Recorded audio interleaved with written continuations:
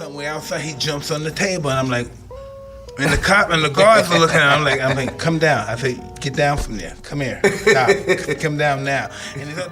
Hey there, fight fans, and welcome to the latest edition of Below the Belt Boxing.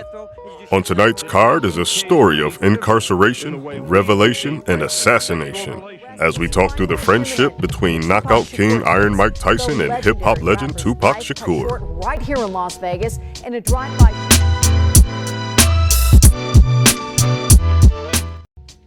In November 1986, when Mike Tyson was just 20 years old, he became the youngest heavyweight champion in the world when he gave Trevor Berbick an old-school beatdown. Tyson dominated Berbick, easily picking up the victory by way of a second-round technical knockout, and it wasn't long before he had his hands on the undisputed crown. There is no getting away from the fact his career and life had been littered with controversies and incidents Tyson would care to forget.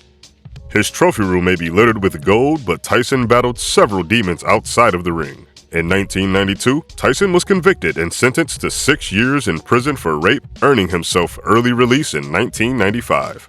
For Mike Tyson's most important fight, not in the ring, but in Judge Patricia Gifford's courtroom in downtown Indianapolis.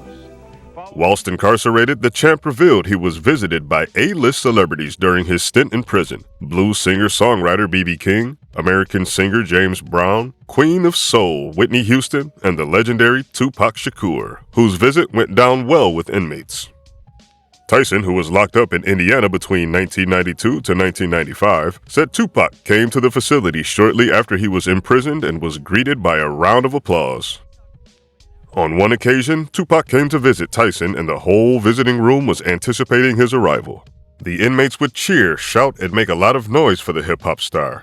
Not surprisingly, the guards and officers would despise his visits as they would lead to disruption and disarray long after his departure. Tupac would not help the situation by rallying up the inmates by jumping on the tables and shouting back, inciting more of an atmosphere. Tyson was sentenced to 6 years and 4 years of probation, but was released early on good behavior in 1995, serving less than 3 years of his sentence. After being released from prison, Tyson won his next 4 fights and reclaimed the heavyweight championship. He's so excited, he's so animated, and then all of a sudden, way outside, he jumps on the table, and I'm like, and the cop and the guards are looking at him. I'm like, come down. I say, get down from there.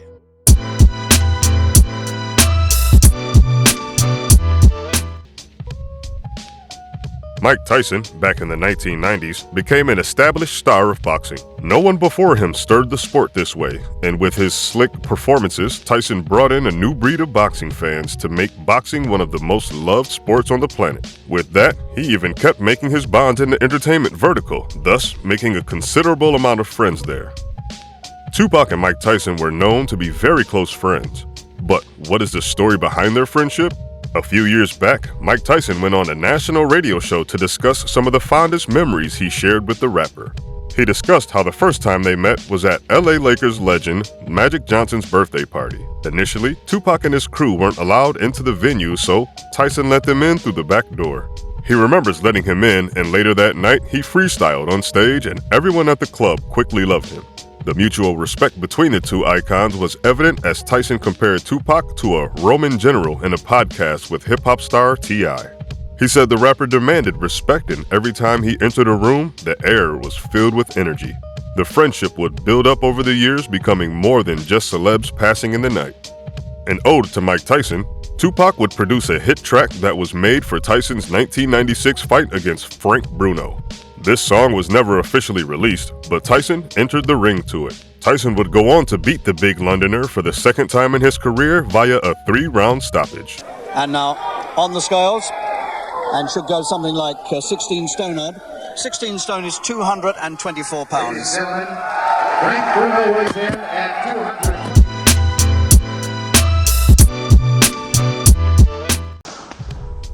Since being released from prison, Tyson was winning his fights in dominating fashion, making light work of Peter McNeely and Buster Mathis Jr. before capturing the WBC heavyweight title. On September 7, 1996, Tyson would face Bruce Seldon in a bid to defend his WBC heavyweight championship and take ownership of the WBA title. Tyson easily defeated Seldon by a first-round knockout in one of the quickest heavyweight championship fights in the history of the sport, lasting just 1 minute and 49 seconds. Calls would shout out for a possible match fixing, but nothing would surface. Once I get the man hurt, everything's worthless abandoned. That was just one left hook. Ringside that night would sit Tupac and close friend Suge Knight to celebrate their business partner Tracy Danielle Robinson's birthday. At 11 p.m. on Las Vegas Boulevard, the LVPD stopped a car for its suspicious manner and lack of license plates. The plates were later found in the trunk and the car was sent on its way without a ticket.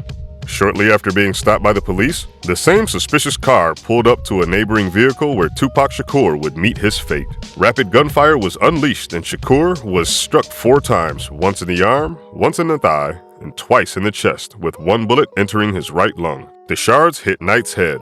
Frank Alexander, Tupac's bodyguard, was not in the car at the time. He would say he had been tasked to drive the car of Tupac's girlfriend, Kidada Jones.